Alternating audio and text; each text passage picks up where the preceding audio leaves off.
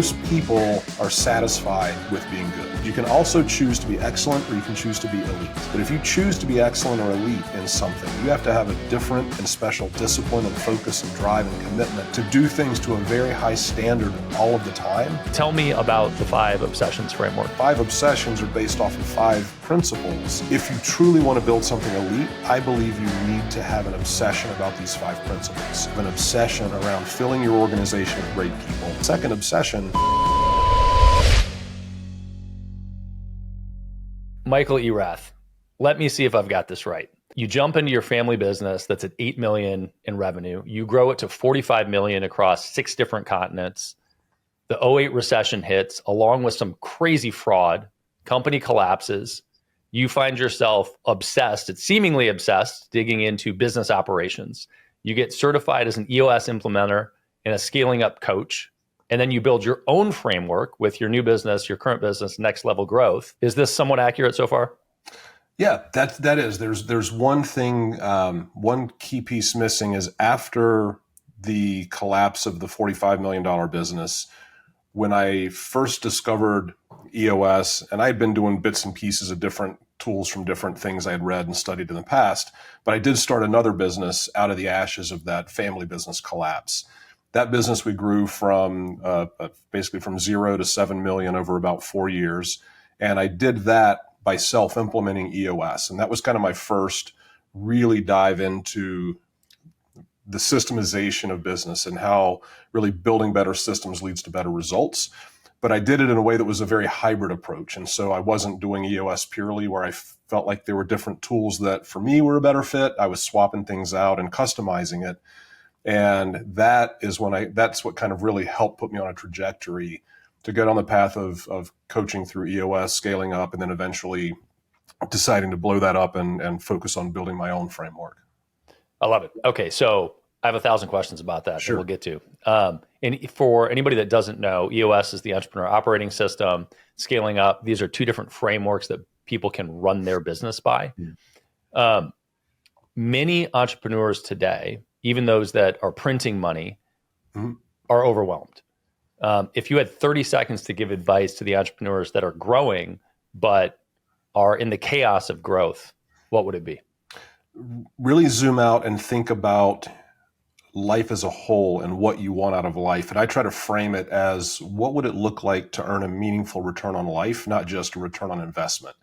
And get clear on that and then use your business as a vehicle and a tool to both create financial freedom, but at the same time to make sure it's serving that bigger vision you have for a return on life. But how do you keep up with the Joneses if you do that? Right. Fuck. Sorry. We like the word fuck on this show. Fuck the Joneses. Let them be stressed out and miss all the family stuff and grow up and regret, that their kids don't really know them and, all that stuff. I love it. What to date? So you've been through a bunch of different business journeys at this point. What is the best investment that you've made in yourself, personally and professionally? Honestly, it's been in finding my own coaches and mentors in areas where I need to be more proficient in things that I just don't have the background and skill sets for. I work with a public speaking coach because that's not a skill set. When I first started coaching, I worked with a business psychologist as a facilitation coach to help me learn techniques and things to do to help me be a better facilitator. And I think as entrepreneurs, it's interesting, if you enjoy playing golf and you want to get better, you don't think twice about hiring a pro and taking lessons and getting help. And I think a lot of things in our lives, if we want to get better, it's very natural to engage somebody to help us. But in the entrepreneurial side of things, we often feel like that's a sign of weakness and we resist seeking outside help and seeking help from others. And I think that's something that mentally is important to try to get beyond because everybody has their own, as Dan Sullivan calls it, unique abilities or their own zones of genius. And it's actually a little bit foolish to think we can be, in all of those at once, in all those zones of genius. Yeah, I agree with that. And I very much internally tell myself that all makes sense. And then I get to the plate and somebody quotes me twice or three times or four times what I would expect for Mhm. coaching in a given area. How do you think about the dollars associated to something like a performance coach or somebody to guide you through the process? Yeah, that's such a great question, and so it's interesting. So my company is called Next Level Growth, and we have a policy that all of our partners and business guides offer what we call a 10x guarantee when we start with a client. So we basically have two stages to how we work with clients. The first we call base camp, the second's the climb, and we use a lot of analogies around mountain climbing that growing a business is like climbing a mountain. So in base camp, and each of our partners have their own fee structure as far as what they charge, because we're basically, our calendars are inventory. So the 10x guarantee, we don't get paid anything until after the work is done with the client, and only if they can see a path to at least a 10x return on what they spent to work with us. If they don't see that at the end of the first day, they can keep the check, we can end the engagement and stop right there. So we end up, because of exactly what you described, we take all of the risk, and we also don't do contracts with clients. We had one client that recently left because they thought they needed something a little bit different that was deeper in the business. And so they signed on with a different coaching group, but they had to enter a 12-month contract. About 3 months in, they realized that wasn't exactly what they thought it was going to be, but they can't get out of the contract for another 9 months. Mm-hmm. And then I think, in a case like what you described, like I think if you're looking at possible coaching, ask them what the guarantee is, talk to references, see if they have any data, any case studies on results people get. What are they willing to guarantee? And are they willing to do it outside of a contract so that if you're not getting value, you can quit? Yeah, I mean, I think best case scenario, that's true. I think pragmatically, there are a lot of situations where you've got the risk reward question, which is you don't know, right? And so you can say guaranteed, right? But you don't know what the outcome is going to be. Right. And some of that's based on you as an individual and your performance, and can you hold yourself accountable? And some of it's based on the coaching, guidance, interaction, et cetera. That's always a question that you have to ask yourself. And in some situations, that's very clear. And in others, it's not so clear. Let's look at groups. Let's say that you're a part of YPO, right? Yes. So something like YPO, there's no guarantee, right? There's no like money back exchange of I'm going to be in YPO and my business is going to get X amount bigger or better, or my life's going to get better.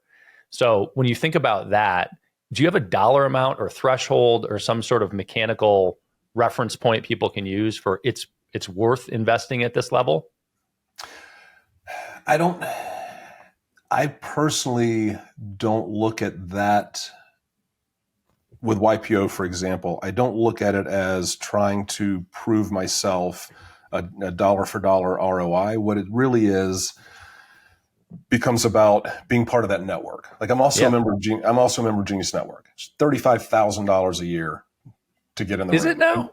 It is, yeah. When did Joe bump it up? Joe was the good old 25K guy forever. Joe, yeah, it went from 25 to 35 literally about 3 months before I decided to join. Awesome. But, it's one of those things where, so I'm in my second year now with Genius Network as well. And that's something I look at, that I'm willing to take the risk on the front end to be in the room, to build the relationships and get connected with the people that are part of that group.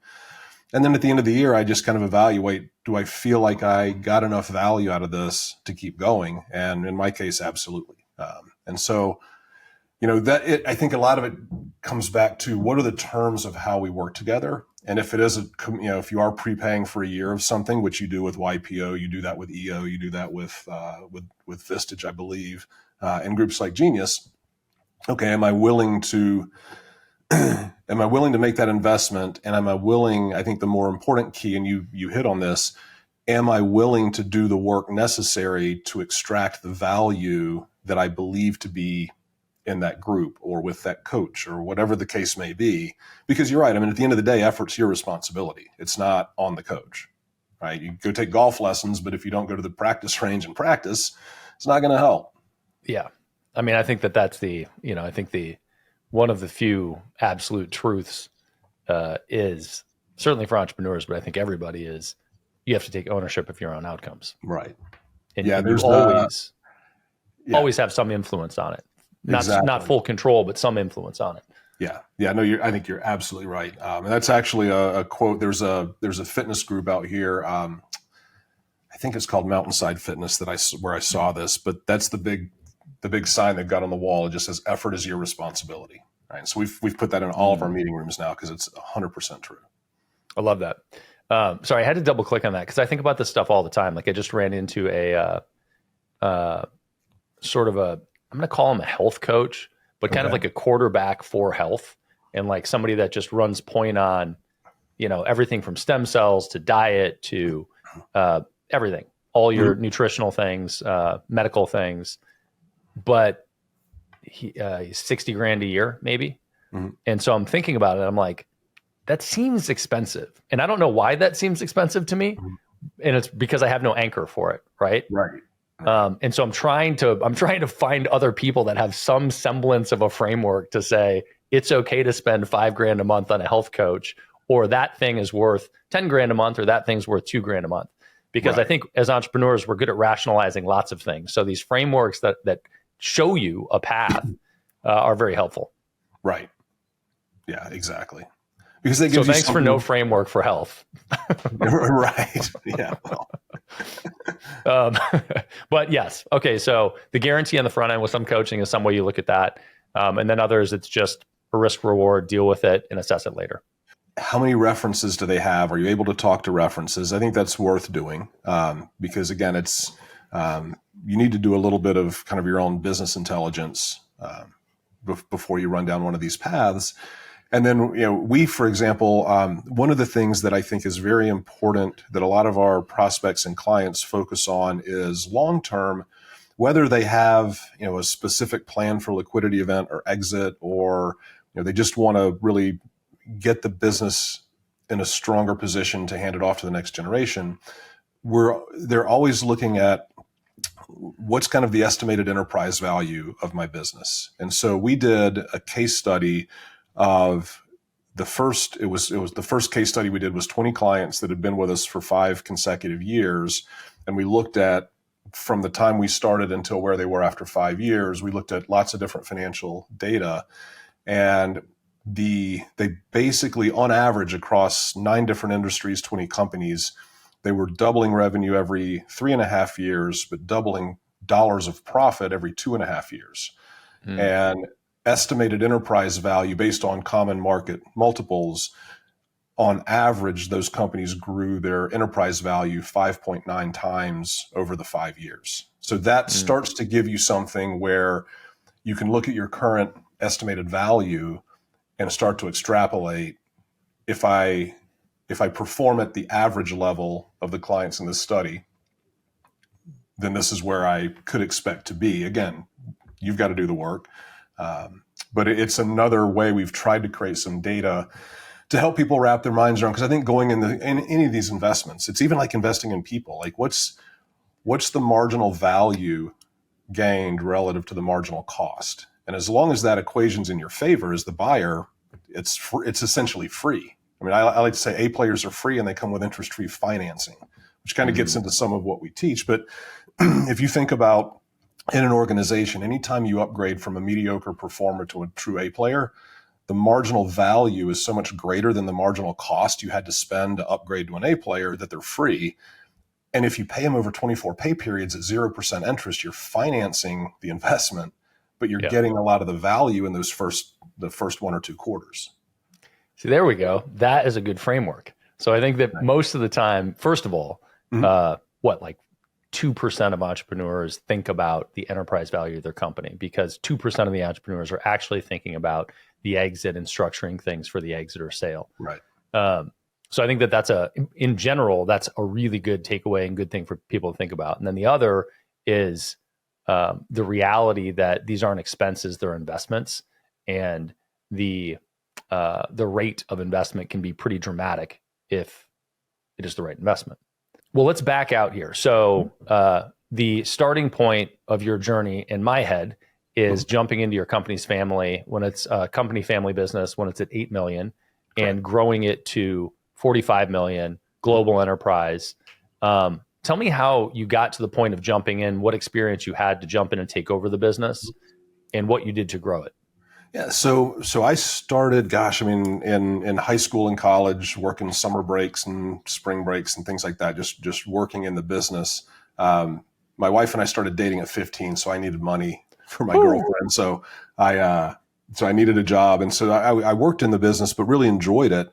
And there was in all honesty, and I think I mentioned this in my first book, but there was a point in time in college, I was really fascinated by anatomy and physiology and thought about possibly going into medicine and possibly being an orthopedic surgeon or something like that.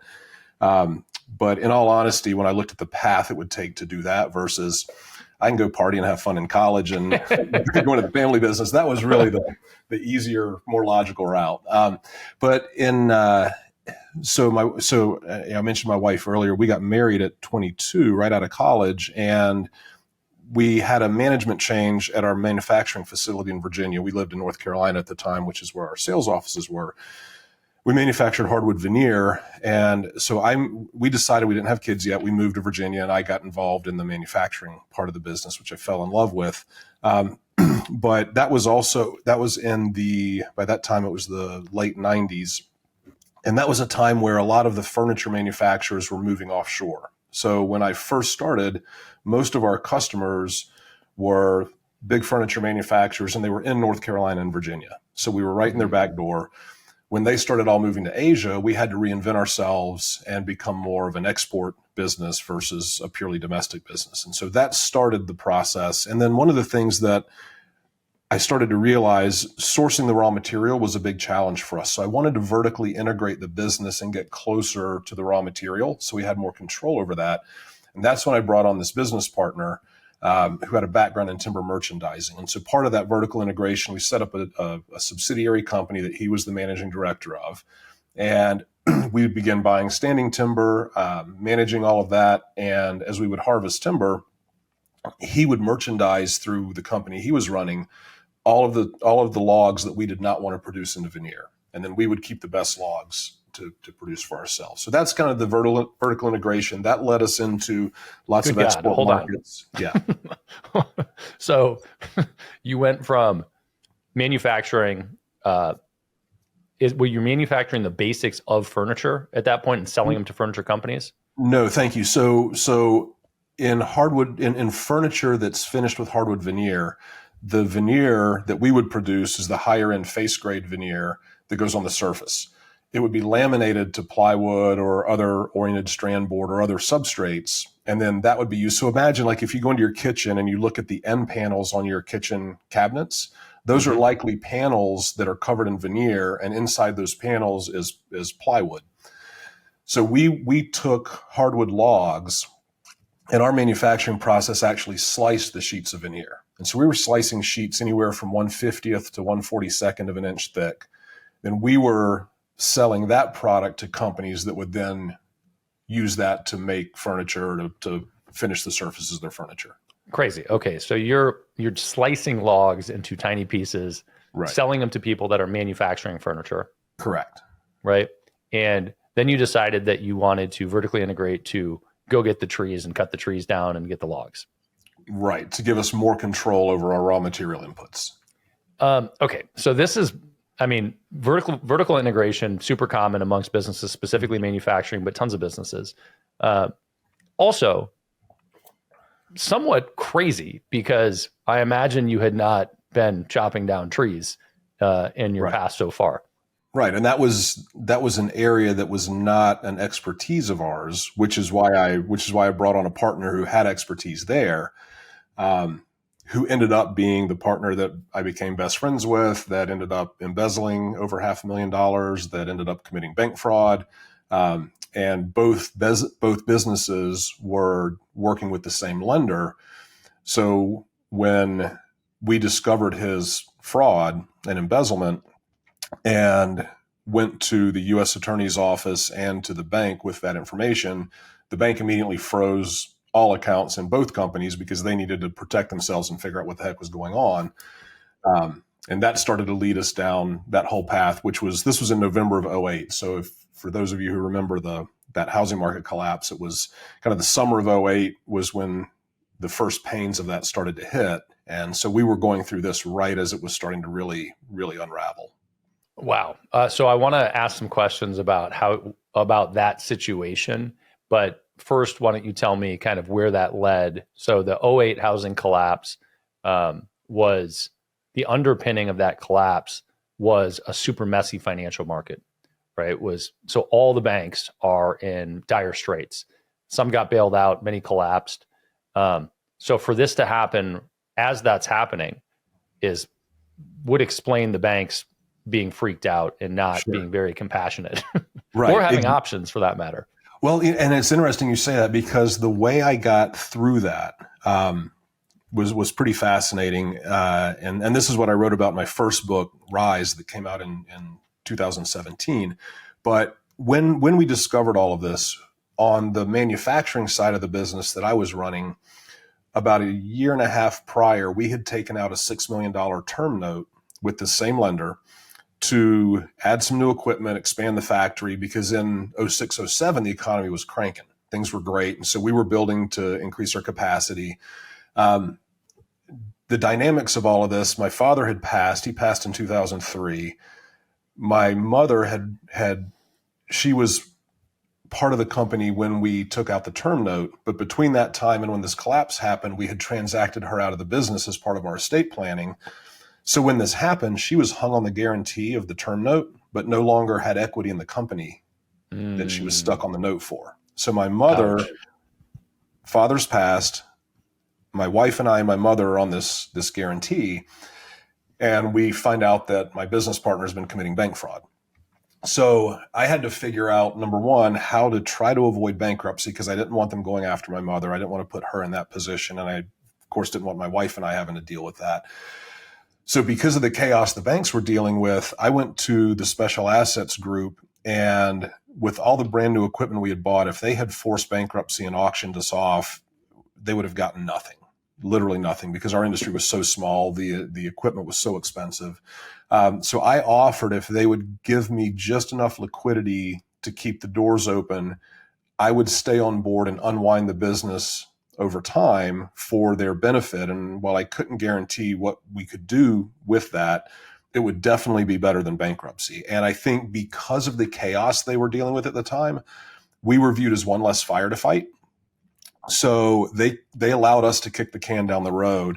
And it took about 18 months, and I had some incredibly fortunate breaks. I had luck on my side for a little while and was able to get the bank and the creditors made whole. My wife and I took the haircut.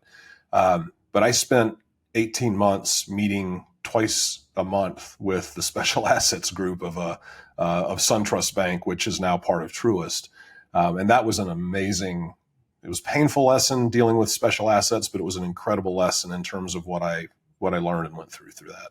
You know, I would say like one of the immediate lessons that's relevant for entrepreneurs is there's always a negotiation to be had.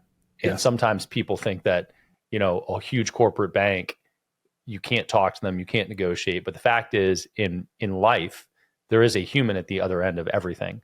And Right. so there's a win-lose for everybody. And so the question is, what's the lever? And you have a negotiation to have. Yeah, lever's the right word, right? I like to say leverage is a great thing to have and not need to use. You know, and so I was in a situation where we didn't have much leverage, but what I was able to find was kind of that one lever that we owed the bank enough money that if they wrote basically the whole thing off, it was going to hurt. And because of the amount of chaos they had going on, my leverage was if I can remove from them one more fire to have to deal with, then that may give me a pathway. And at the same time, because this guy was my business partner, you know, the first 24 hours, everybody thinks, okay, everybody that's involved is in trouble here. And so through the efforts we made, and like one of the very first things we did is we hired a gentleman who was a former FBI forensic accountant. He spent 20 years in the Bureau and was now doing private forensic accounting investigations. He came on board and spent 3 days working with my CFO. So the day that we did go to the bank and the special assets group, I had a retired FBI forensic accountant on my side. We had our legal team there, and we were very quickly able to make it clear and get the bank and the U.S. Attorney's Office on board that I had also been duped and defrauded in all of this. And so they quickly got to a point where they realized that I was on the right side of this. I was working to try to help them, cooperating in all the investigation and helping the bank try to recover as much as they could. And so I think it's one, what are your points of leverage, but also,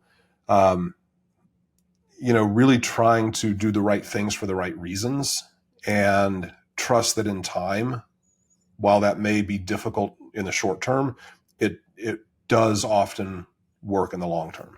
Yeah, I love that. I think that my personal experience has been that when you focus on the return on relationship, even when it's in a very difficult situation and it looks like you're going to lose your ass as a result, focusing on the relationship as opposed to the finances often yield a better result. Yeah, it's a great point, right? You said it earlier. There's a human on every side of every transaction, and we are emotional creatures. We're relational creatures, and there's something powerful at play there. Yep. And sometimes the benefit happens in the short run, and sometimes it's a very long horizon. Right. When you play the return on relationship game, but for most of us, life is long, and there are a lot of cycles of life, a lot of lessons to learn, a lot of chapters, and people show up again. Right. Yeah. And to your point, where that left us was when we started the new business in the wake of all of this, we were able to maintain our home. So we sold our home. We moved to Ohio because there was a contract manufacturer. So we started to outsource our production. But we were able to save our home and move into an apartment and take that equity and use that to restart a business. Also, because we had avoided bankruptcy, my credit had not been affected. So we were able to get a small business loan. We got a $100,000 line of credit, and we're able to restart. We were able to pull together enough capital to start a new business. That's big. Well, speaking of return on relationships, the other side of this is you have who was your best friend, business partner, committed fraud. Yeah. And this is, correct me if I'm wrong, but this is fraud that put him in jail? Took 4 years for him to finally be prosecuted, but the wheels of justice grind slowly, but they grind very fine. And so he did spend 2 years of a 2.5-year sentence in federal prison as a result.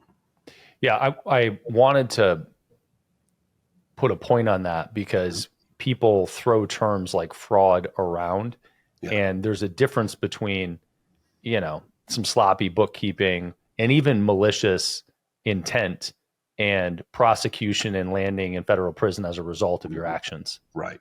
Exactly. So what lesson did you learn from that experience in picking that business partner and doing business with somebody that ultimately yielded that result? So he and I became friends very quickly. He was a few years younger than me, really gregarious, fun guy. And so one of the things that was a weakness and a blind spot for me at the time was things that, in terms of how I structured the reporting relationships and the leadership of the business, what was logical and what I should have done versus what I did as a result of our friendship and me overly trusting him. For example, because we had two separate operating entities in the manufacturing business, the family business that I was running, we had a CFO. In the business that he was running, we had a controller, but at his request, I had the controller directly reporting to him as the managing director, not reporting to my corporate CFO. And so it started to create a little bit of a curtain between the companies. And one of the things that was uncovered in the investigation, so he was what initially got him caught was he was signing falsified borrowing base certificates to a federally chartered bank. So that was the fraud that they eventually got him on.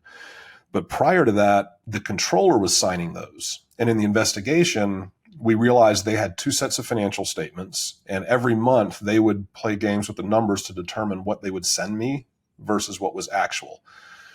So as part of that investigation, right, if the controller had been reporting to my CFO, I think we would have had a check and balance in place that would have made this very difficult to pull off, if not impossible. And one of the things that came out in the investigation, it was alleged, and there were witnesses alluded to this, that the two of them were having an affair. Because why would the controller do something she knew was fraudulent and a felony for his benefit when there was no financial interest or no gain for her? Mm. And so, I mean, it was bizarre the way all the pieces started to kind of come together when, in hindsight, we were able to look through the investigation and unravel all of this. Do you remember what the FBI forensic accountant cost you? I don't, and it was immaterial at the time because this guy was so good. And because of his FBI background, he had deep relationships with the U.S. Attorney's Office. And back to your relationships, right? I mean,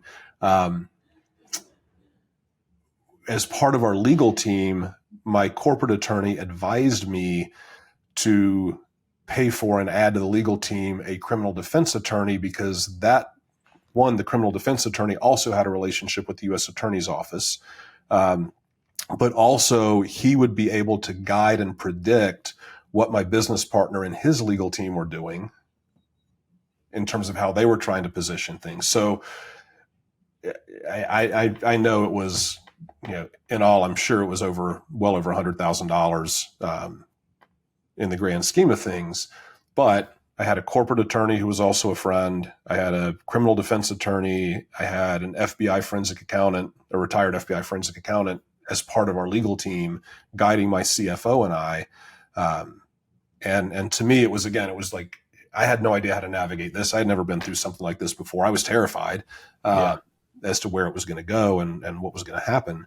And those were the right people to invest in having around me. Yeah, that makes total sense. You're also at this point at roughly 45 million a year in revenue. What's margin like on a company like that? So we were in that business. It's very much a high volume, low margin business. So if we were operating on 3 to 5% at the end of the year, net operating income, that was not a bad year. Which really meant you didn't have a lot of room. You catch a cold and you're losing money fast. Yeah, I mean, anytime you're looking at 3 to 5%, you have to have things running very well. Right. Yeah. I like businesses where if I fuck up too much, there's still margin. Right. Exactly.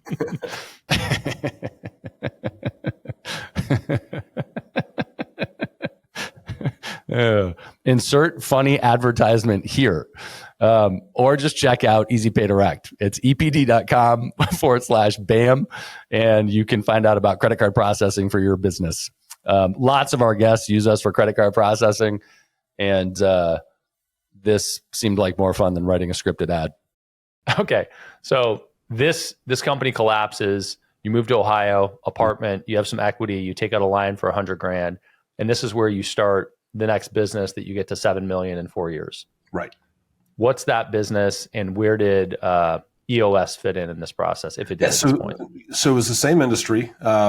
Manufacturing veneer. We didn't do a lot of timber trading. We weren't buying timber. We didn't have the resources for that anymore. But there was a contract manufacturer outside of Columbus, Ohio. And so I kept one log buyer on the procurement team. I kept one salesperson and my wife and I, and basically kind of bootstrapped from there. And so we would buy logs. We would have the production of the veneer outsourced. So we were only paying a unit cost for that. And then we had a small warehouse and we're selling product. I had done some things when I was in YPO in the family business. We had been through Mastering the Rockefeller Habits, which was kind of the precursor to Scaling Up. I had done top grading. I had implemented that in our business.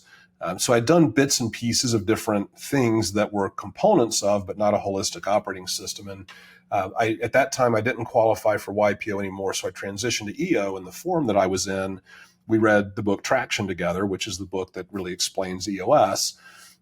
And I felt like it was something I could understand and I could customize, but I liked the holistic approach and it was pretty simple. So I decided to self-implement that.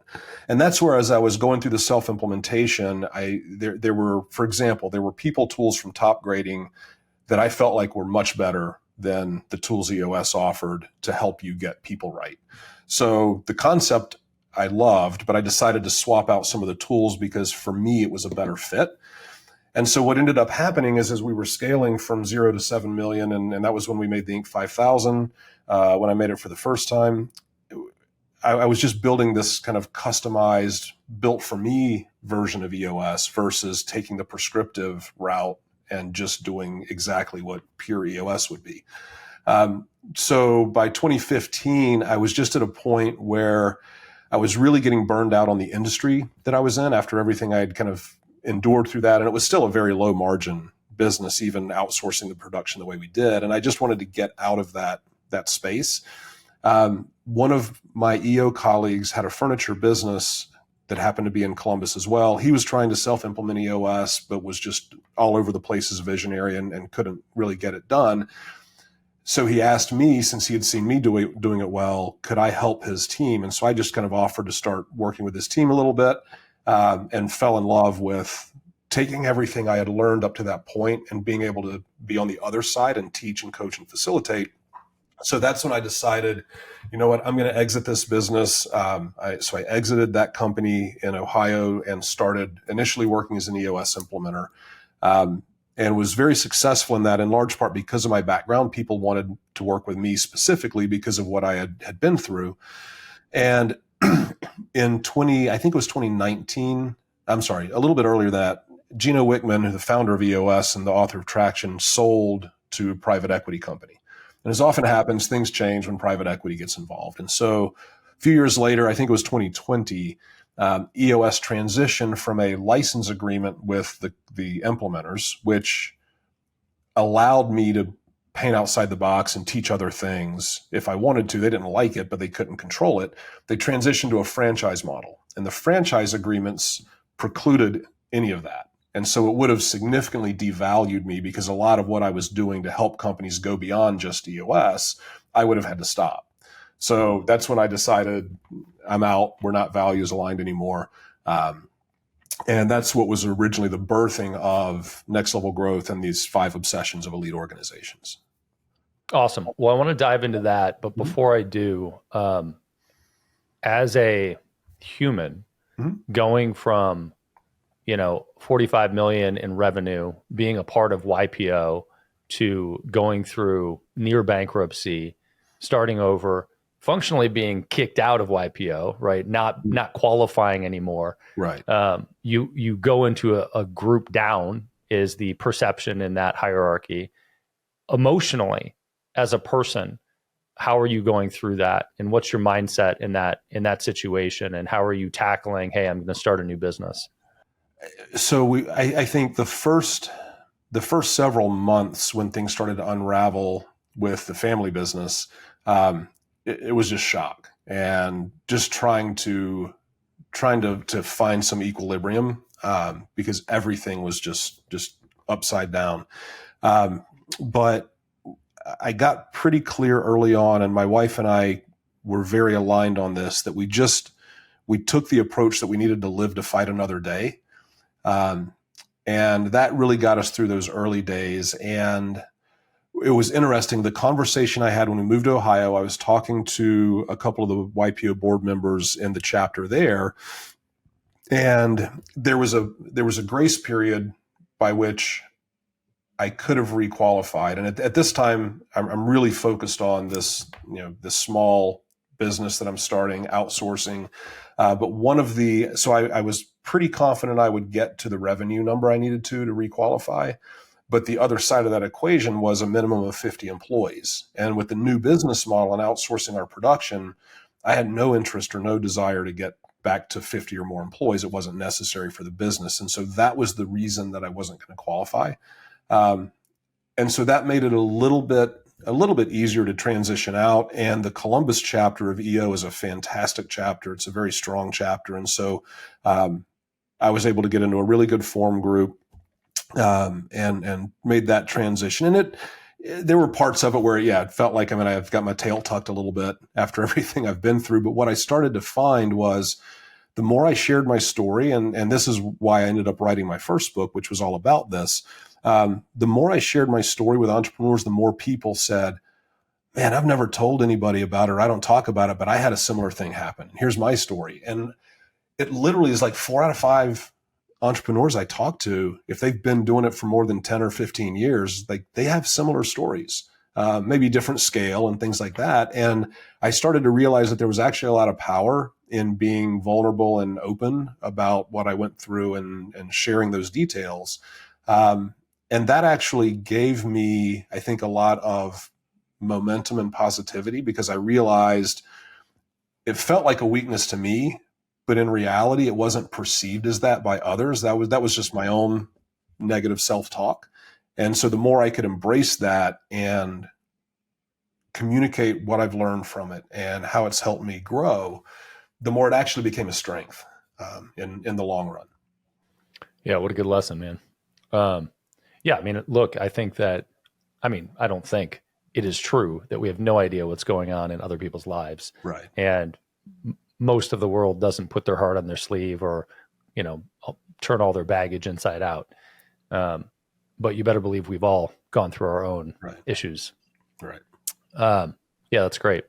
So let's dig into the EOS stuff.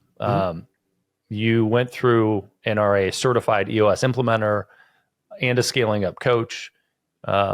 You articulated before that you did some alternate version of EOS the first time you went into it and started using it. I think that basically every single company I know that runs on a framework does some perverted version of EOS. It doesn't follow it to the letter. What are the fundamental flaws in EOS and scaling up?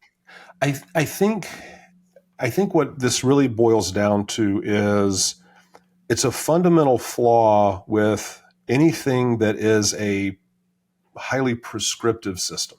So if you think about a lot of business coaches, they're tied to a specific system or product.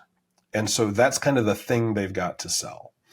And when you leverage a prescriptive system, by default, primacy is always put on the system and trying to force fit you into that system and into that mold. And that's what we started to realize is if we want to flip that on its head and we want to put primacy on the user and on outcomes and on the goals they want, and we want the system to be a secondary byproduct, we've got to think more in terms of principles and less in terms of, I need to come to you with a system. I need to give you, here's 20 tools I've got, right? And you got to use these tools because these are the tools that are going to help you. It's really about backing up and looking at a principled framework. And so these 5 obsessions are based off of 5 principles that if you truly want to build something elite, I believe you need to have an obsession about these 5 principles. And if you do that, it doesn't really matter what tools you use to be excellent in these 5 areas. It doesn't matter what systems they come from. It doesn't matter if you created it yourself, if you borrowed it from somebody else, or that's irrelevant.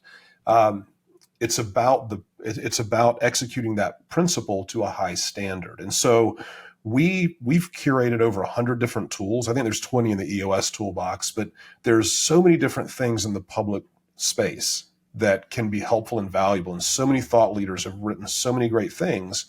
We really focus on how to take a lot of these concepts and find ways to operationalize them in a way that's custom fitted to the individual company, the culture of that company, the industry that they're in. And that creates something that will scale with an organization as it grows, because there's not just one tool or one way to do things. Okay, so let's talk about the 5 obsessions framework. So this is your framework, which, by the way, it takes some gall to say, hey, I'm going to create a better framework than the other people that businesses should follow. Now, what you just said, I think, is an interesting way that I would internalize and rationalize it. Because what I think you just said is, I don't have the prescription for you. What I have are the fundamentals that I think will help you build your business. Okay, so I think that's a very interesting difference between, hey, I have a better system to run versus I have a better approach to take to run a business. Tell me about the 5 obsessions framework. Yeah. So again, if you don't focus on the tools and the system by which you get there, I think, and again, the other differentiator, and I just want to share this really quickly. There's a really good video. It's on our YouTube channel. It's less than a minute, but it's Nick Saban talking about what he calls 5 choices. And he talks about this idea that we all have 5 choices in life. And what he says, and this is what really helped lead me to this elite organizations idea. He said, we can choose to be bad at what we do. And unfortunately, some people, I think, do that. We can choose to be average. We can choose to be good. And most people are satisfied with being good. But he said, you can also choose to be excellent, or you can choose to be elite. But if you choose to be excellent or elite in something, you have to have a different and special discipline and focus and drive and commitment to do things to a very high standard all of the time. And if you don't have that, you probably never get past good. And so when I started to look at, even when I was working as an EOS implementer, there were people who literally would want to hire me to help them with EOS. And their reason, when I asked them why, was, well, my form's doing it and it feels like something I need to do too. Like, that's not a very good reason. You're not going to do the work. You're not going to push that hard if you're doing it because everybody else is. So if you really want to be elite, I think you have to have an obsession around filling your organization with great people.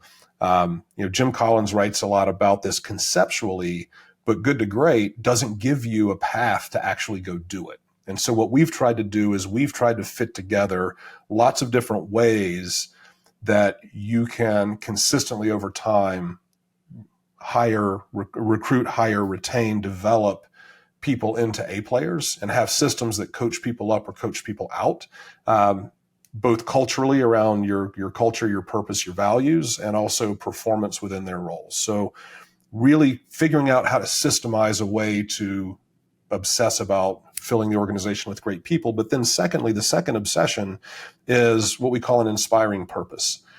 And it's not only about the external marketing, but it's also about internally marketing. So if, for example, Brad, if you came to work for our organization and you were a great alignment with our core values for the role you were hired into, you had the skill sets to perform to a high level, if we can communicate to you an inspiring purpose that you can form a personal, emotional connection to around the work that we do and why we do it, you will always bring more energy and passion and creativity to your work because of that emotional connection. And I think that's an area as leaders we often miss, is really internally marketing to our team, our messaging, and who we're serving and why we're serving and what we do. And even in heavily commoditized businesses, I still find that oftentimes we are able to get to a true inspiring purpose. Sometimes it's just more internally focused than externally. So really working through and solving for that. And then the third is optimized playbooks. So if we have great people, they're driven and motivated around an inspiring purpose, and we give them optimized playbooks, that really helps them with the systemization of how we do things. It helps free up their creativity because we've standardized all of the normal, predictable things within the business. Think about any professional sports team. All right, nobody would go on the field without having playbooks that they've studied and knowing who's responsible for and doing what when we run plays. The fourth is a culture of performance. And this goes back to that idea of, I think, we have to have clear expectations with people. We have to have the right data, and people need to know, are they winning in their role? Is their team winning based on what the mission is and what we're trying to accomplish as a team? Do we know the score? Do we have all of that? And when we're not winning and when we are missing or underperforming in certain areas, having a system that fits our culture, that's aligned with our values, that exists to support and coach up people who are coachable, but to coach out people who aren't, which then helps reinforce the great people obsession. And then the fifth and final is growing profits and cash flow. And it drives me absolutely crazy. I hear people so many times saying that, profit and cash is a byproduct of doing everything else right. And personally, I think it's bullshit. Because if you treat profit and cash like a byproduct, it always will be.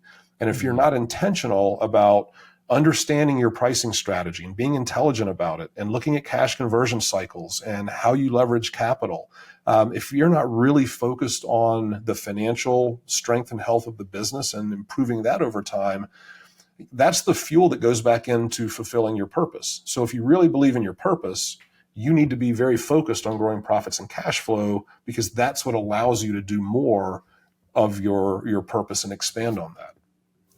So yeah, I got people, purpose, playbooks, performance, profit. Yes. We've got the 5 Ps. Right. Like those 5 areas, right? I like it. So I mean, I just had a conversation about this, but profit, I very deeply resonate with that element. And I talk to our team internally at Easy Pay Direct and also in other companies that I participate in about executing the client experience. And part of executing the client experience for us is our clients generating revenue. So we're doing, credit card processing for thousands of businesses. And if they don't ever use our product, meaning we don't get them effectively through the client experience, they don't have a good experience and we don't make any money. And if we don't make any money, the company can't take care of the team and it ceases to have a purpose, right? You need that profitability to work to do that. Right. But you also said in that section of these 5 Ps, it's growth of profit and cash flow, and the focus on that whole thing as its own element. At what stage in business should you be heavily focused on your pricing strategy and optimizing pricing versus some of the other Ps where you're just fucking focused on growing? So I think, in the very early stages, you've really got to be focused on, is this something that I can grow, right? Does the market really want this? And so, there's that kind of startup to, $1 million or so, where it's really a lot about proof of concept. And you've got to prove that you have something that can scale.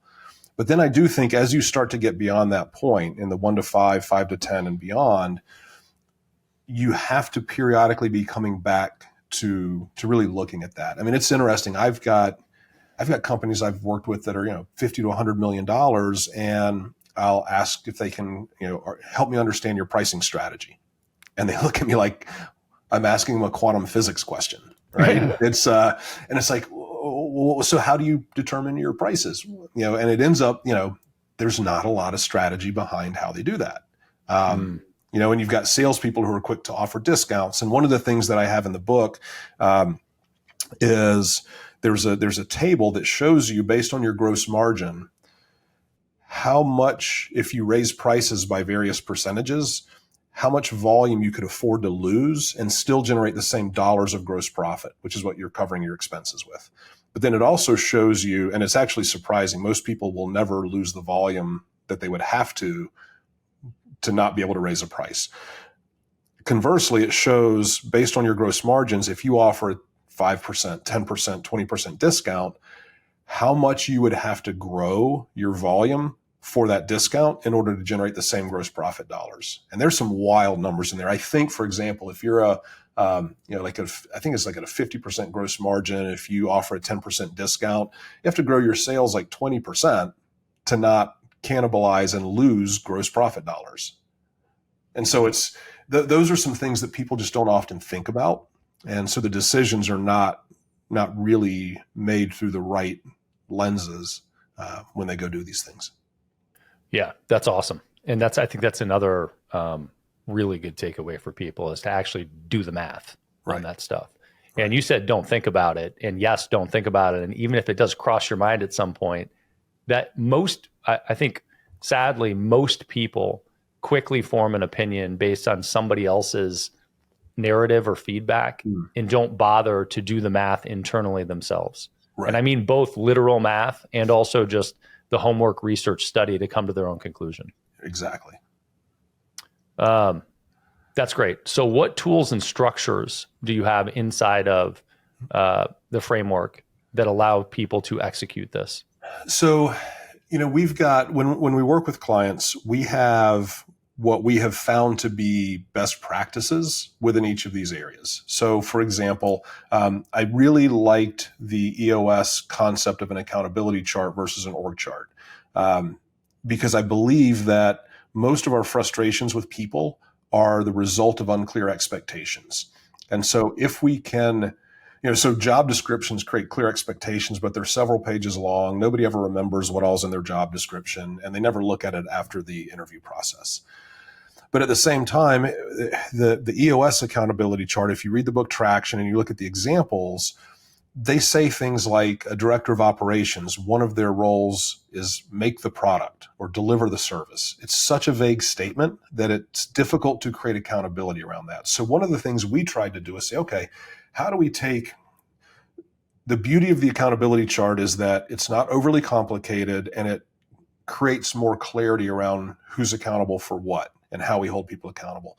So we decided a way we could evolve that is to have 3 components of an accountability chart sheet. So take the same director of operations. We establish what we call a mission, which is a one sentence, a one short sentence that describes the high level, consistent deliverable required to be successful in the role. So it's a descriptive, qualitative statement that we can begin to build a measurable around. And so every role in your company, I think you should be able to explain, if we're going to contribute salary dollars to go hire somebody to put them in this seat, what's the mission for that role, right? Let's get clear on that. Because then if we understand that, the second component is what we call a most critical outcome. And so the most critical outcome is a lagging indicator, not a leading indicator, that proves, number one, success in the mission, but number two, something else I think most entrepreneurs don't measure is return on investment for the person in the seat. So if we're going to pay somebody a certain salary, fully burdened, and we know what we're investing in that seat, what is the outcome that we can measure that, if achieved, would prove we're getting return on that investment? Because again, I think mathematically we need to understand, are we getting ROI on people? It's the biggest expense in most companies, right? Is our payroll fully burdened? So once we know the mission, most critical outcome, then we look at the 3 to 5 obsessions within that role. What are the buckets of responsibility they have to obsess about on a daily basis? So where EOS would say make the product, we might say for that director of operations, one of their obsessions would be to own the operations playbooks, execution, and outcomes. That's how we make the product, but that gives me something much more specific. So for example, if you came to work for our company and you were director of operations and that was one of your obsessions, I can now sit down and have an intelligent conversation with you about what the expectations are. Do we have all of our operations playbooks in place? Because you own them. So if not, you've got to get that done.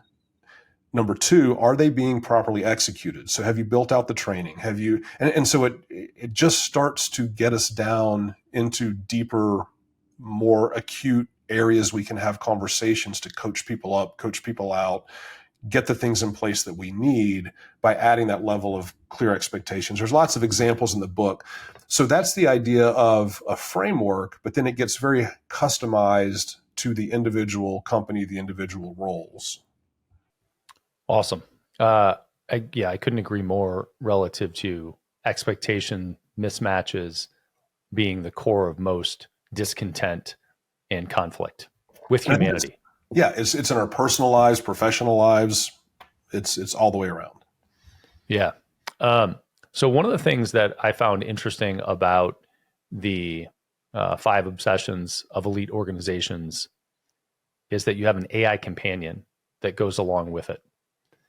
Tell me about how that intersects. So 5 Obsessions of Elite Organizations is the book that you wrote about this structure that walks through these things. And then you rolled out an AI companion with it. Tell me how you came to that and what technology you used and how you see that fitting in with the book. Yeah, no, I appreciate you bringing that up. So I got the idea, actually, this was one of those ideas that came out of Genius Networks. You start thinking about what's the ROI on my investment. I would have never known about this, or it would have taken a while had I not been in that group. But Joe Polish started building an AI clone using a platform called Delphi.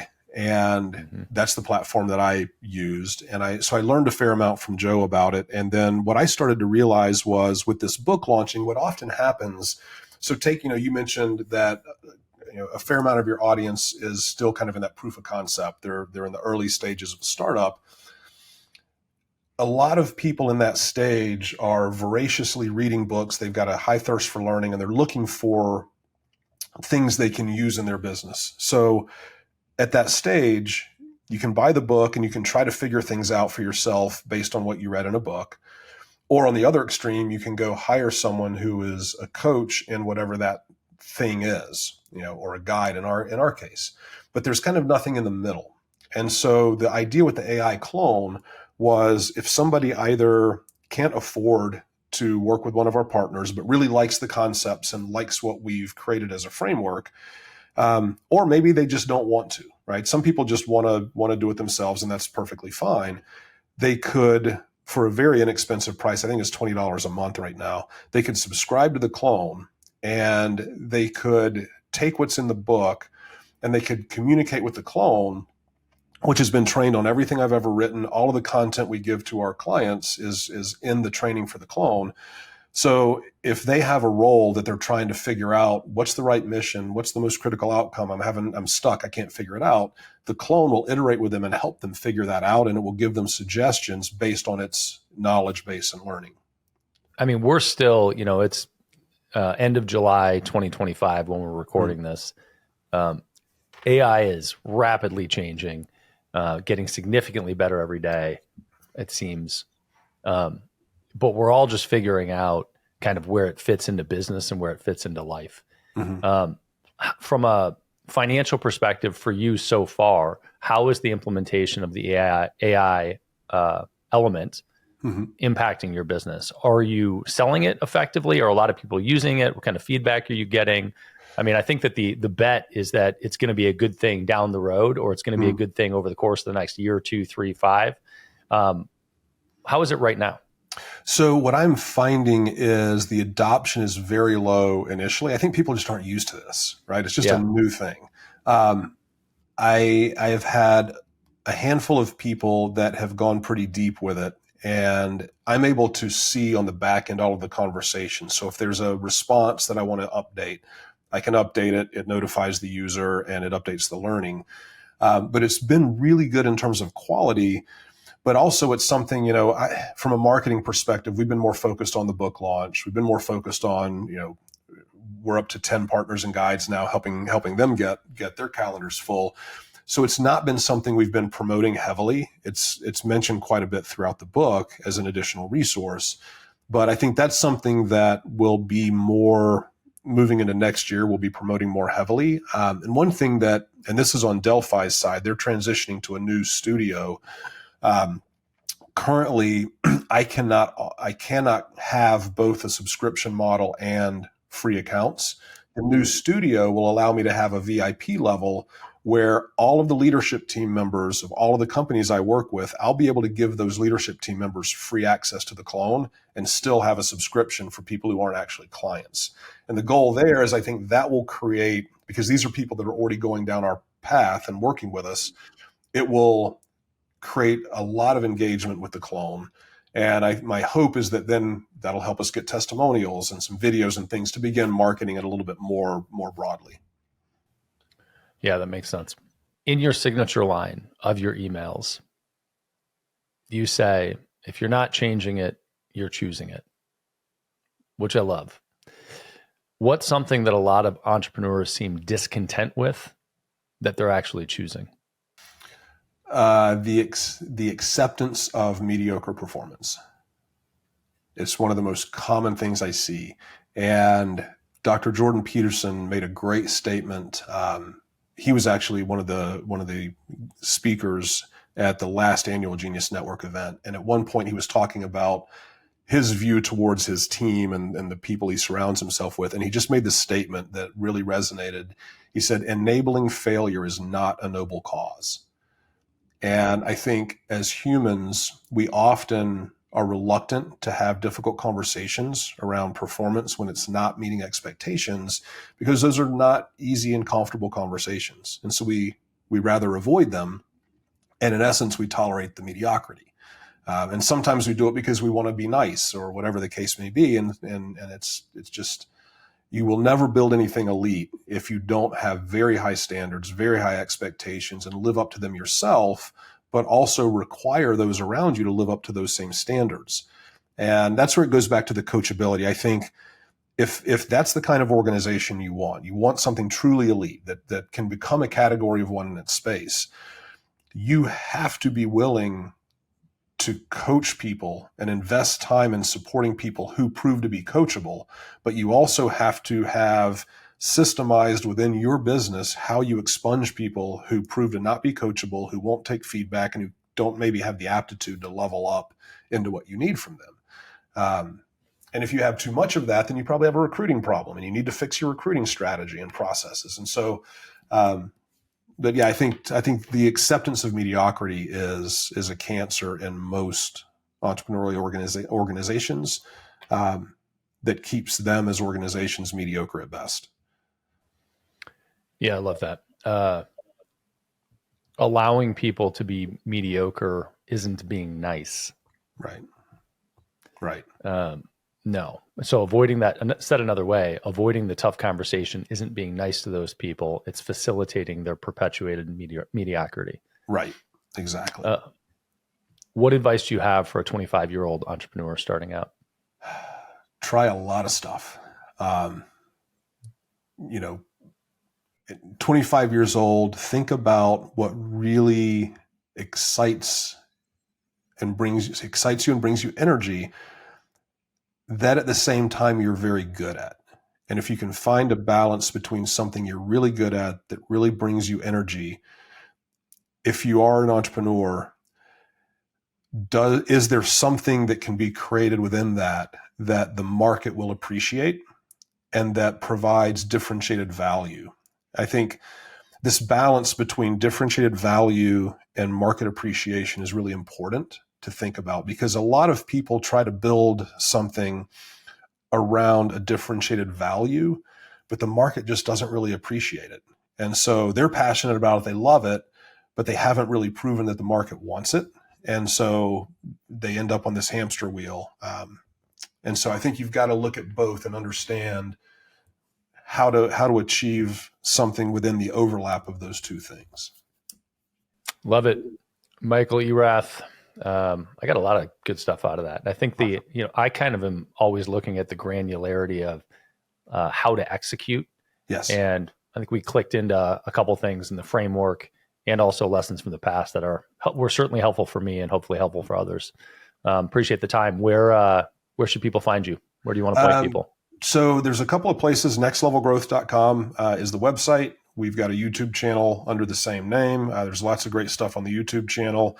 You can reach out to me through the website. The clone is at askmichaelerath.com. And then the book 5 Obsessions, we've got a website, 5obsessions.com. You can link to the book there. It's on Amazon. It's on Audible as well. Awesome. Michael, thanks so much for the time. All right, Brad, enjoyed it. This was great. Thanks for checking out this Beyond a Million episode. It occurred to me just now that I never tell people to leave comments, and that's probably really stupid. I should tell you to leave a comment. So if you have any questions, or you liked the show, or you hated the show, it would be awesome if you would leave a comment. It makes a big difference in helping other people find it. Leave a comment below.